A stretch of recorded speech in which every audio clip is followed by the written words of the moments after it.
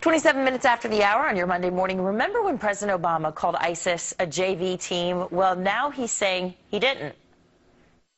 I wasn't specifically referring to ISIL.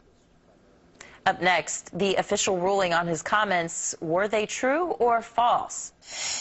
We have been telling you about the President of the United States and his mixed message when it comes to ISIS, or ISIL as he refers to it. Remember back in January with David Remnick of the New Yorker, he referred to it as the JV team.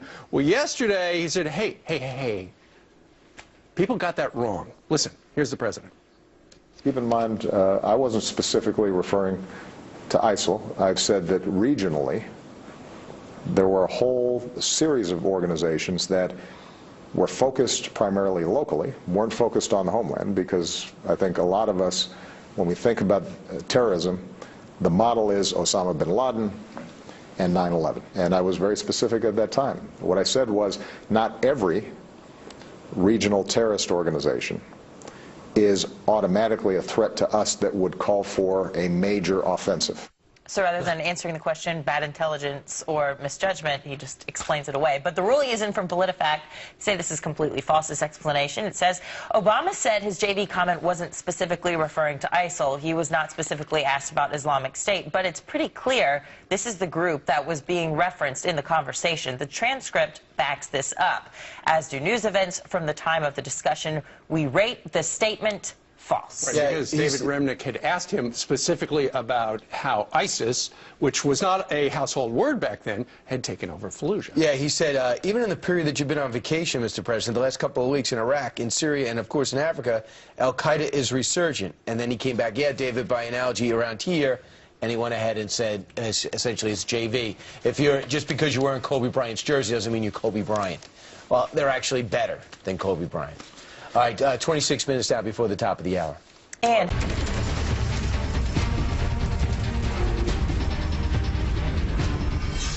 good morning, friends. The New York Post reporting one of the FBI's most wanted terrorists who has ties to the terror group ISIS was a regular at a Boston mosque. That's the same mosque suspected Boston Marathon bomber Tamerlan Tsarnaev went to.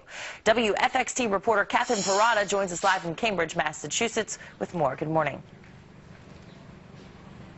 Good morning to you. Where this mosque is located is about a block over from this lovely street where we're standing in Cambridge, Massachusetts right now. Now, according to this New York Post article, they are saying that 8 people with suspected ties to terrorism are regular worshipers at this mosque. And among those people is 32-year-old Ahmad Abu Samra. And he is a 32-year-old. He's believed to be working for ISIS as their propaganda chief. Take a look. This is his picture. Now, Abu Samra grew up in Sudbury, Massachusetts, attended high school in Stoughton, Massachusetts, and he studied computer science at UMass Boston before allegedly going to Syria. Now the New York Post reports he was also a regular worshiper at the Islamic Society's mosque on Prospect Street in Cambridge. And as we mentioned, if that place sounds familiar to you, it's because it's also where suspected marathon bomber Tamerlan Tsarnaev is said to have worshipped. And among the other people who are said to have been regular worshipers there is Tarek Mahana, somebody who grew up in Sudbury, who's been convicted of a terror plot. Also, Afia Siddiqui, she is somebody who went to MIT. She has also been convicted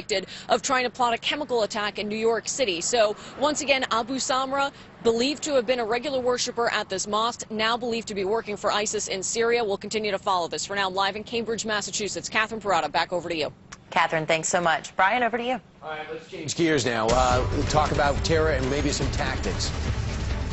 Speaking of ISIS, they promised to raise the flag of Allah at the White House. So will ISIS make good on their threat by targeting one of the most vulnerable systems in America, and that is the electric grid? Our next guest says a terror attack on just a few transformers could have deadly consequences. Peter Pry is the executive director of the Task Force on National Homeland Security, and he joins us right now.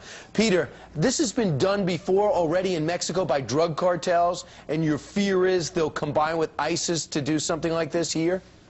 Yes, exactly. The Knights Templar, which is a terrorist drug cartel, last year on October 27th blacked out part of the Mexican grid, put nearly 500,000 people in the dark so they could execute leaders opposed to the drug trade. So they've already got experience in attacking electric grids.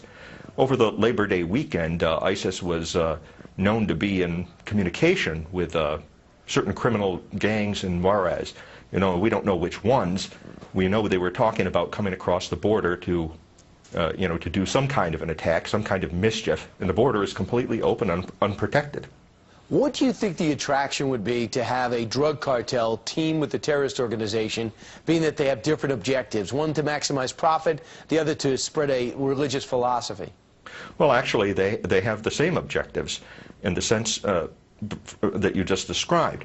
ISIS is the most wealthy terrorist organization in the world, and the Knights Templars and these other criminal gangs will do anything for money. The president's always saying he's got a phone and a pen. Well, ISIS has got a phone and a pen, too. And this would be much more convenient and something they could do much more immediately than having to infiltrate their own people using passports to come to this country. They could just call up these guys, use their pen to wire them $5 or $10 million and say, hey, go to Arizona or New Mexico or Minnesota or New York and do what you did last year in Mexico. And to take out a grid, you want to physically take out a grid, or can electric pulse take out a grid? Would they be capable of doing the latter? They would need a nuclear warhead to do that, and ISIS doesn't have that yet. Although North Korea will sell anything to anybody. North Korea's got nuclear weapons. In a longer-term threat, I would worry about that. ISIS has displayed that it has a ballistic missile. One of the concerns of the Congressional EMP Commission in which I served is that a terrorist organization might get hold of a nuclear missile from a rogue state and fire it from a freighter off our coast. Iran has practiced doing something like this.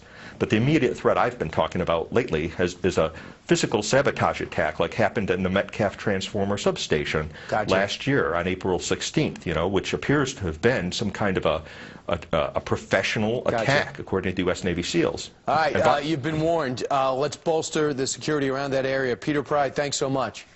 Thank you for having me. Okay, we change gears now, 11 minutes before the top of the hour. This is what a 2-game NFL suspension looks like. This horrifying new video showing Ravens running back Ray Rice take out his fiancée in an Atlantic City elevator. And before you rush to buy the new iPhone, machines like this one will pay you cash for your old one. And that's not all. Kurt the Cyber Guy here with details. He's going to make Steve an offer on his BlackBerry.